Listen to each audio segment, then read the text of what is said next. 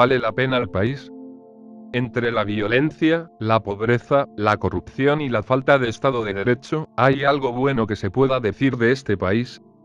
Y no me refiero al aspecto económico. Con más de 120 millones de habitantes y un nivel de industrialización en crecimiento, lo menos que se puede esperar de este país es que genere riqueza.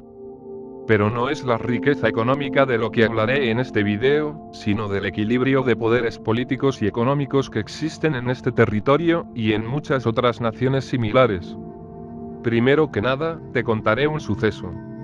En octubre de 2011, autoridades estadounidenses incautaron una enorme residencia en Malibú. Entre yates, una enorme mansión, autos últimos modelos e incluso artículos de colección de Michael Jackson. La suma de los activos superaba los 70 millones de dólares. ¿De quién era todo esto? Su dueño era Teodoro Nguema Obiang, hijo del presidente de Guinea Ecuatorial, un pequeño país africano rico en petróleo. En los informes mundiales, Guinea Ecuatorial aparece como un país cuyos ingresos por persona superan los de Grecia o Portugal. Pero estos números no reflejan una realidad del poder, y el dinero solo se reparte entre unos cuantos. 3/4 de su población vive con menos de $2 al día.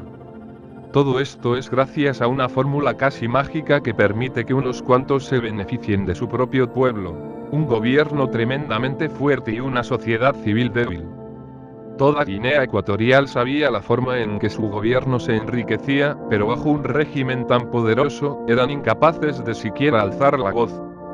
Por ello, ni la justicia ecuatoguineana, ni mucho menos su sociedad civil hubiesen podido detener la desfachatez de Nguema.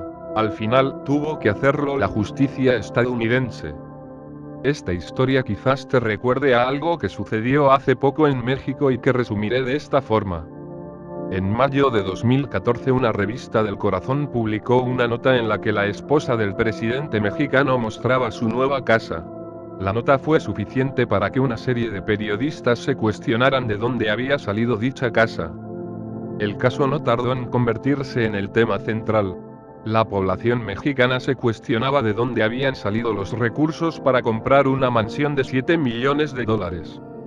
Si bien el inmueble no vale ni la 10ª parte que la del dictador africano, la cúpula del gobierno mexicano no resistió el escándalo y la familia del presidente tuvo que decir adiós a su mansión tras haber hecho un ridículo nacional que ha puesto en peligro al partido en turno en lograr buenos resultados en las próximas elecciones. No tuvo que ser una entidad extranjera ni la justicia mexicana, bastó con la presión social y mediática para que la corrupción del gobernante tuviese al menos un costo político. En otro país o en otros tiempos, el presidente hubiese podido salirse con las suyas, de tal manera que la sociedad hubiese tenido que callar ante los hechos. Por supuesto, esto es poco con lo que hubiese sucedido en naciones más desarrolladas. En otros países el presidente simplemente hubiese tenido que dejar su cargo y haber enfrentado a la justicia. Pero el punto aquí es que México no es un país africano. Hoy, la sociedad civil mexicana ha ganado mayor peso político, y ese empoderamiento no debe más que seguir aumentando. La moraleja de la comparación que he hecho hoy no es para que nos demos por bien servidos ni mucho menos para sugerir que México sea ya una nación 100% democrática. Quiere decir que, si algo ha mejorado, no ha sido gracias a los gobiernos ni mucho menos a un partido político en particular. El empoderamiento de la sociedad civil permite que el gobierno deje de ser una manera fácil de enriquecerse. Si ser presidente de México ya no sirve de mucho para conseguir una mansión, ¿cuál es el sentido entonces de conseguir el poder?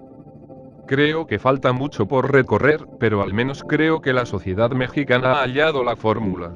Una sociedad civil fortaleciéndose y un gobierno que no tiene más remedio que aceptarlo. Cada vez que cuestionas a tus autoridades, y cada vez que le complicas el salirse con las suyas, estás participando en esto.